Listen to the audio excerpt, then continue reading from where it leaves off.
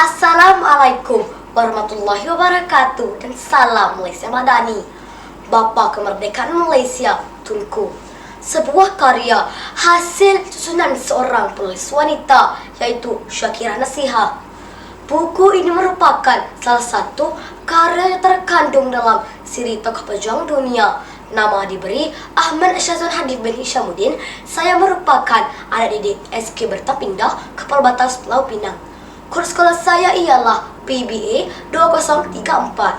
Membaca merupakan satu medium bagi seseorang untuk mendapatkan ilmu.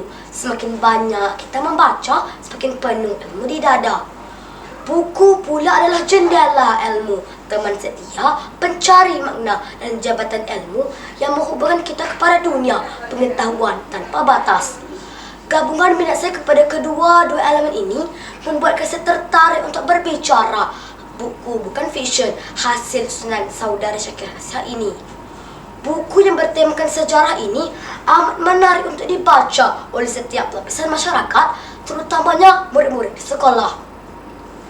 Buku yang telah diterbitkan pada 2006 ini mengandungi 92 halaman bercetak. Buku ini menceritakan tentang seorang tokoh pejuang dunia yang tidak asing lagi, yaitu Tunku Abdul Rahman, putra Al-Hajj. Dalam buku ini, penceritaan tentang Tunku Abdul Rahman telah disusun dengan begitu kemas. Penceritaan telah dimulai dengan sejarah para baginda. Pembaca pasti dapat mengenali latar belakang tokoh kemerdekaan ini sejak di awal pembacaan. Ayo, fokuskan perhatian Anda pada resensi buku ini. Dugaan demi dugaan yang telah dihadapi oleh tokoh kemerdekaan kesayangan kita ini. Sejak kecil lagi, Tunku Abdul Rahman telah diuji dengan sebuah penyakit yang dinamakan penyakit puru. Penyakit yang aneh ini membuatkan bondanya begitu berjaga-jaga dalam membesarkannya. Baginda dilarang daripada bergaul dengan kanak-kanak yang nakal agar mereka tidak mencerca dan mempermainkan sakit dan hidapi olehnya.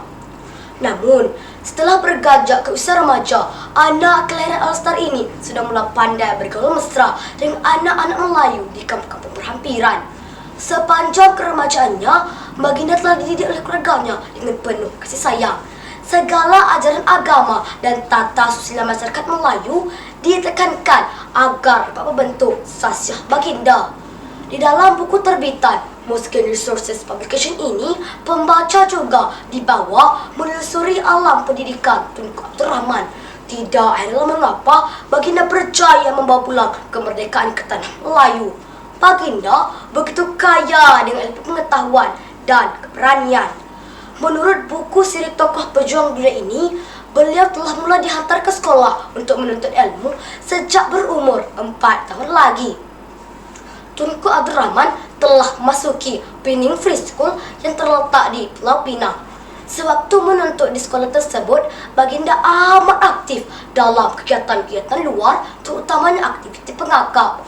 Dalam usaha mencapai kemerdekaan tanah Melayu, Tunku Abdul Rahman lebih banyak mengamalkan sikap tolak ansur dan berkompromi dengan pihak British. Tujuannya hanyalah untuk menjaga keamanan dan kesejahteraan bangsa dan negara. Namun, perkara ini bukanlah menunjukkan bahwa baginda adalah pemimpin yang lemah. Strategi demi strategi yang telah disusun oleh baginda bagi memastikan tanah Melayu ketika itu memperoleh kemerdekaan dan kesejahteraan yang sebenar.